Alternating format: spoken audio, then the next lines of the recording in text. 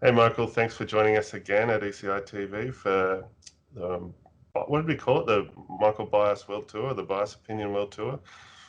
So it's been a little while since we spoke to you. A fair bit's been going on. What have you actually been up to? Yeah, thanks for having me again. For me personally, it's kind of been like I was on such a high after flying over here and getting straight into back-to-back weekends of racing, and since then it's been cool to be able to train and stuff, but it's been very, I guess, down low about training, and nothing's really been happening over here other than training, which I've been enjoying. But yeah, it's been a bit of a struggle trying to get to races. Cycling New Zealand have policies around us racing overseas at the moment, just with COVID restrictions in New Zealand. The World Cups that I did race were an exception because it was part of Olympic qualifying. Well, it was supposed to be anyway. So I was allowed to race that. But then the Euro round in Surrey last week wasn't part of Olympic qualifying. Obviously, it's finished. So yeah, we weren't allowed to race, which was quite, I guess, shit, if I can say that. Just to be here in Europe, like obviously this is what I want to do: race these Euro rounds and race these World Cups, and yeah, to have to watch it, it was like, damn, like I think I could have done it right there. It was a nice track and not too strong of a field. So I did see you race the pump track at Innisbrook, Crankworx. Is that one that New Zealand doesn't mind you doing? Yeah, so New Zealand just won't. The policy doesn't allow us to race like races where the federation needs to enter us. So it's basically a Euro round, a World Cup. I think that's it actually, and the Worlds. So yeah, the Innsbruck one, that's got nothing to do with sort of our federation. You can just enter yourself. I think I could do French rounds or Dutch, Belgian rounds. I could do those races, although there's not many of those, obviously, with COVID. There's not much racing going on at all. But yeah, it was kind of a really last minute decision. I think Crankworx was on, I can't remember what date it was. I think it was a Wednesday. And I decided the Friday before, I was like, oh, I'm in Europe. I've done Crankworx before. Why don't I try and get a bike and get there? And it all worked out quite well, actually. So it was good fun. It looked like a pretty hefty field, really strong field. Yeah, I've done a few Crankworx, and that was probably the most stacked field. Although in saying that, like the track was also probably the most mountain bikey pump track I've seen. Like corners were real small and real loose. Coming from a BMX background, we don't have much experience in that. So yeah, I wasn't very good. No excuses. It was just not up my alley. It was good fun though. I really enjoyed it. From the first lap around the track to the qualifying lap, I felt so much better, and it was a good learning curve and good fun. It was a good week mainly. Like I raced one day. I think we'd practiced the same day, so I rode for one day, and the rest of the week I just sort of rode around on an e-bike and hung out with some friends. It was a good break from the intensity of training for BMX. You weren't tempted to try any of the other stuff, like the dual slalom or the, what was it, speed and style? Not speed and style, they're crazy. I like to ride the track, but I can't do the tricks. Dual slalom I did try and enter, but because it was so late, I think I entered like a week after entries shut, so they could only squeeze me into the pump track. But yeah, I would have been interested in dual slalom. Again, not sure I'd do overly well with those flat corners on the grass, but I'd give it a go. I don't really care about losing. It's just as long as I can give it a shot and do my best. So do you think there's going to be any leniency for any races for you to, I think there's another Euro Cup in 2 weeks. Do you think you'll get any chance at all of entering that one? Is it? Where's that? I don't know. I remember seeing some of the... the one in Latvia. Oh, sorry. That's the European Championships. So okay. As the Kiwi, we're not allowed to do that anyway. Okay. Yeah, so that's in Belgium. At Zolder. Yeah, I couldn't race that. Hopefully, if I'm around, I can go watch it. That'll be cool. I'm staying with Matthias Verhoeven, who's a fast Belgian boy, so he's got national champs next week. which will be fun to go support him, and obviously seeing him train every day, and I've known him for a long time. I'm right behind him, and hopefully he can get a good result there. And then the European Champs the following weekend in Zolder, which is almost a home track for him. It'll be cool to see him there as well. So I'm excited for him, and obviously I train with him every day. It's like my brother or my teammate going to race. I'm excited for him, but for me, I guess the next race for me will probably be the Worlds if I can race. So we're still waiting on to see if the policy changes for that, which my fingers are crossed. I'm stumbling across a few little barriers with my visa and etc. to help me stay in Europe for long enough. But hopefully it all gets sorted and I can race Worlds. So you're on a tourist visa at the moment? Yeah, just a 90-day travel tourist visa. All right. Is there any hope, do you think, to get that extended? Will you have to fly home before you go back to the Worlds if you get the chance to race it? There's a few different options. I don't think flying home is affordable or probably realistic. I don't think it's very smart either, going home, quarantining for 2 weeks, training by myself on those tracks, and then coming back here. So I guess I'll decide in the next couple of weeks what happens. There is a few options I can do, but the best option is trying to get my visa extended, which it's not proving to be easy. But we'll see if we can do it. So you didn't go to the second stop for the World Cup, so in Colombia. I'm sure you watched it like a hawk. What stood out to you there? What stood out to me? I guess the weekend field. Like I've never seen. I watch every single World Cup if I'm there, if I'm not there, and it was probably the first World Cup where I've seen it like that. Like there's the one in Abbotsford after London Olympics, and then the ones in America after Rio, which I was at those ones, and they were still quite hefty. Like they were still quite a good depth in riders. And the one in Abbotsford was considered weak, but if you look back, it wasn't actually that weak. I mean, compared to the big ones, sure enough, but the one in Colombia, it did stand out quite weak. Not much depth, but I guess that can be expected in these times. But it was an awesome track. I wish it was in a non-COVID year and before Olympics as well, so we could all go there and race it, because the races really did well there.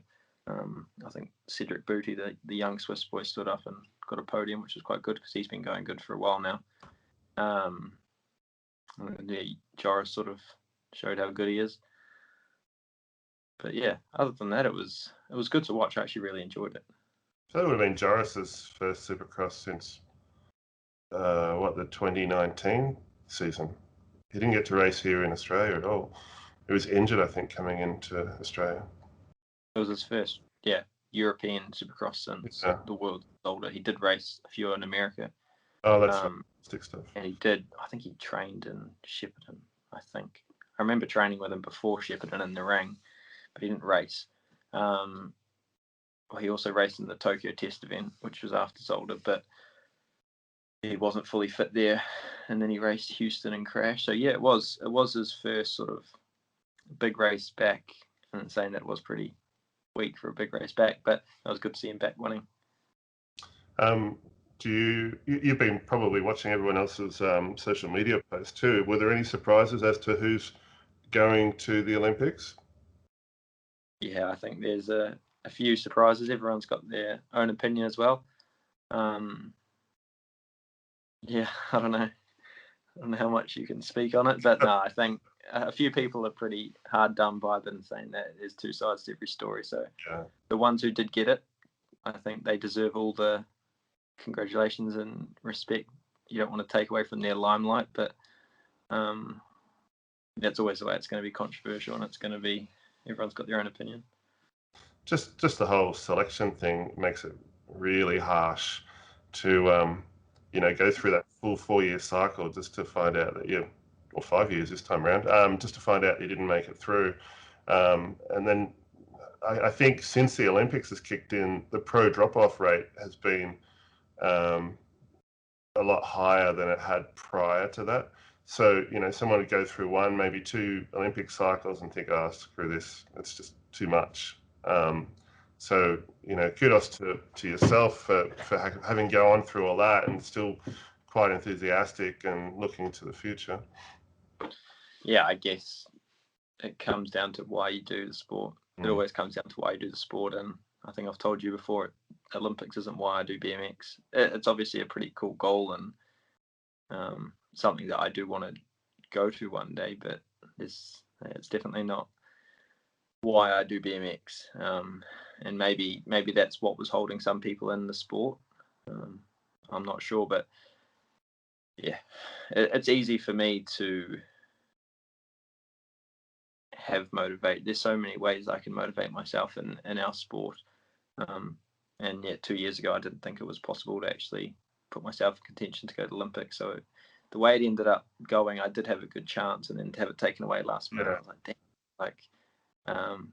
But yeah, I was, like I said, I was in Europe and I was racing my bike with pretty cool people. So I don't really. Sorry, didn't mean to cut you off. What tracks have you been to? I noticed you went to Papendale.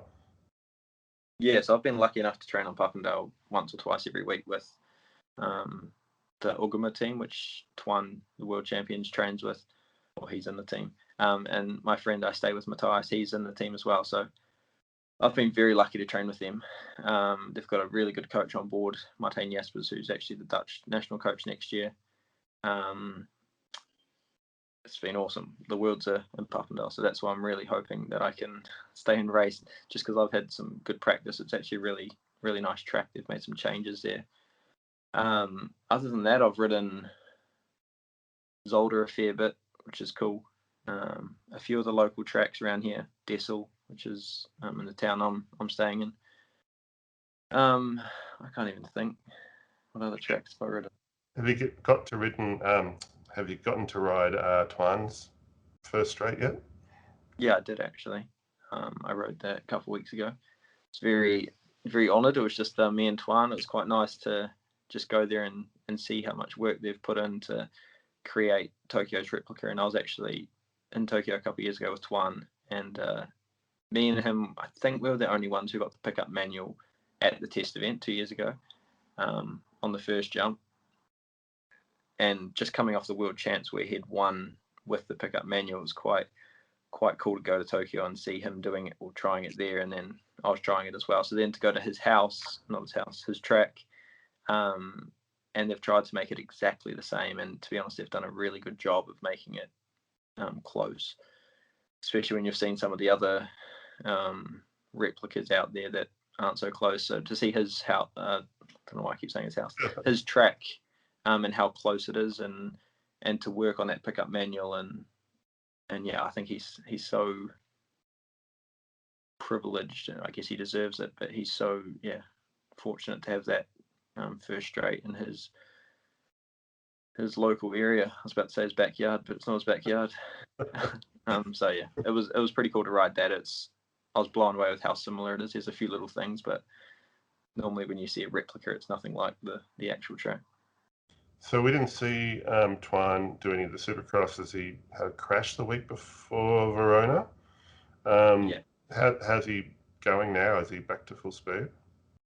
Yeah, so we had the European rounds in Verona the week before the World Cups. He crashed there and dislocated his shoulder. So he actually had a really, really good recovery, and I think he was back on the bike 4 weeks after that, 3 or 4 weeks. And yeah, now he's looking back to the old Twan, which is good. It's so cool to.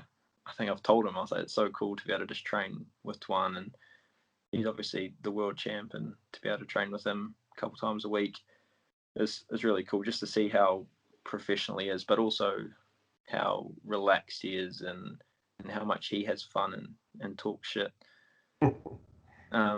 It's cool to see and cool to hang out with him. So I'm really enjoying that. It's interesting because all of the stuff that I've seen on Twan, he looks quite intense. You kind of humanize him a little bit.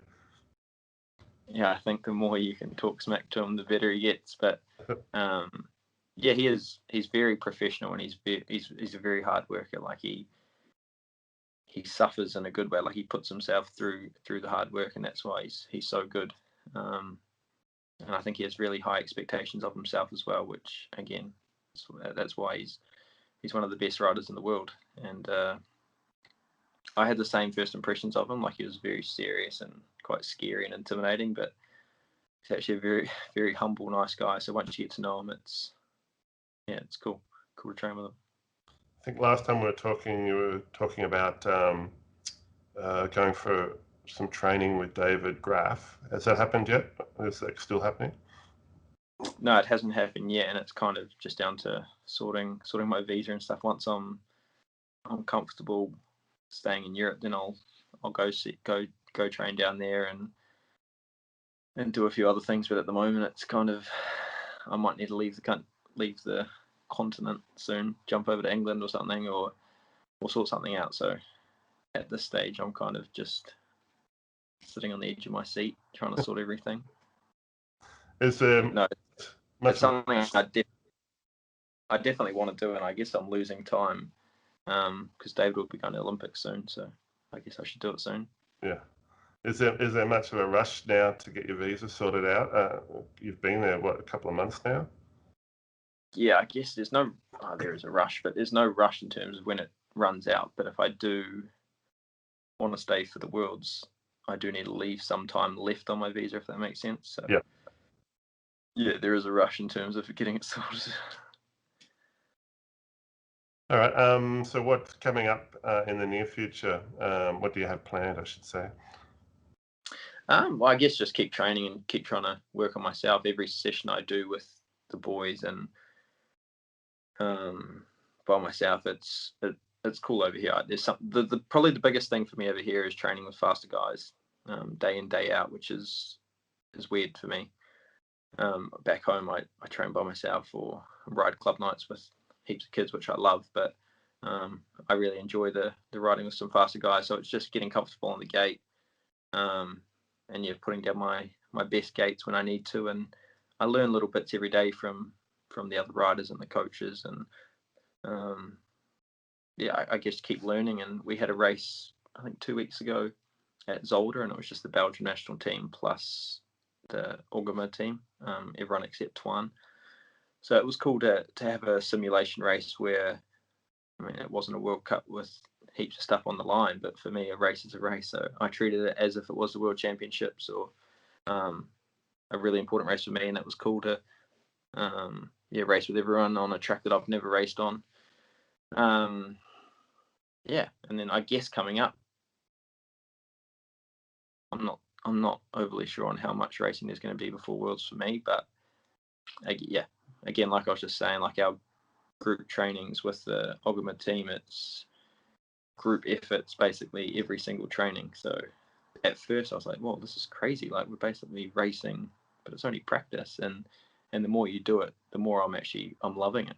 Like you can basically race when it's not racing, and it's really good for me. And I think it's something that I've never really had. So I'm hoping it's gonna sort of pay off when I do come to race. Almost sounds like you'd have more people in your training session than what you had at your national championships. Yeah, way more. Especially the depth as well. Like the nationals was good for me, but again, I think I said this, for me, racing at World Cups isn't whole shotting and sort of defending. It's kind of the opposite. So being over here and getting smoked out the gate is good for me. Getting used to that, getting comfortable around those guys. Because in Verona, I remember the first weekend, I was like, I wasn't comfortable with guys around me, even in the corners where normally I am. And it was just a lack of experience and a lack of just racing in that recent time. And I did put on my post yesterday, about the whole Olympic qualifying, that I had a rough 2 years leading into it. And looking back now, where I can sort of take a moment to look back, it was really not ideal. Training alone for, 16 months leading into it, and then also with the injuries and stuff leading into it, didn't really give me enough time to prepare, new bike, new everything. So I'm really happy with where I'm at now, in terms of my riding, but also being in Europe training with these guys. I pinch myself every day, and I'm honestly really grateful for the opportunities I do get, whether it's training or meeting new people and etc. It's I think it's living my dream. Do you think we'll see some more Michael Bias edits coming up soon? Yeah, hopefully. I do. Been a while. Yeah. Yeah, I have thought about it a little bit, but you get so caught up with training, and yeah, you're there for another reason. We're in New Zealand. I mean, all I do is ride by myself, so probably got a bit more spare time to muck around and do some fun stuff. But no, I do still definitely keep it fun over here, and that's something that I've enjoyed training with Twan and Matthias's team, is that it's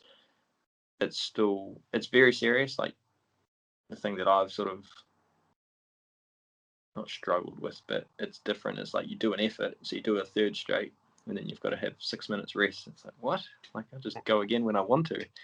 But no, everything's very structured and organized, which is cool. I think I can implement a little bit more of that into my training, but then also we can have fun and can muck around before and after training, which I never want to lose. So it's it's been awesome over here, and I'm loving it.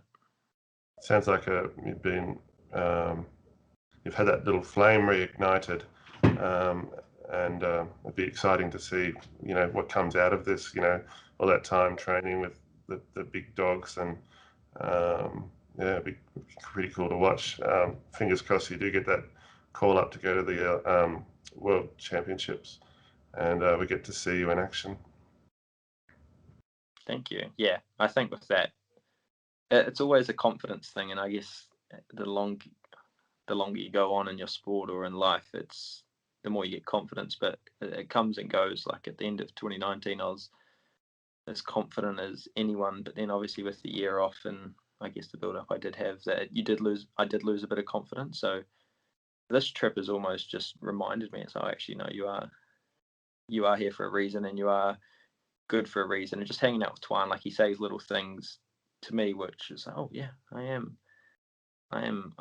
okay on a bike, and I do belong here, which is nice, because I think I'm really real with myself sometimes, and I do question myself a lot of the time, which I guess we all do. And yeah, if I could talk to my 16-year-old self, it would just be believe in what you're good at.